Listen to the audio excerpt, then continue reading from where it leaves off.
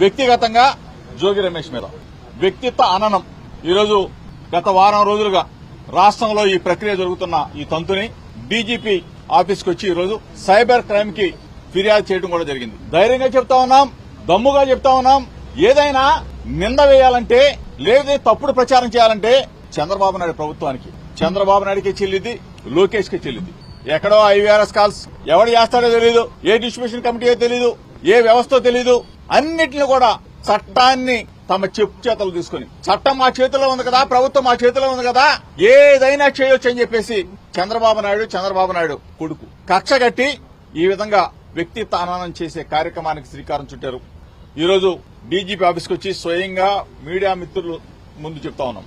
దమ్ము ఉంటే, ధైర్యం ఉంటే ఎవరు చేశారో చెప్పండి, ఎవరు చేయించారో చెప్పండి, దీని మీద విచారణ చేయించండి, నిజాన్ని నిర్భయంగా నిగ్గు తేల్చమని చెప్పేసి మీ ద్వారా అడుగుతా ఉన్నా. ఈ ప్రభుత్వాన్ని, డీజీపీ గారిని అడుగుతా ఉన్నా.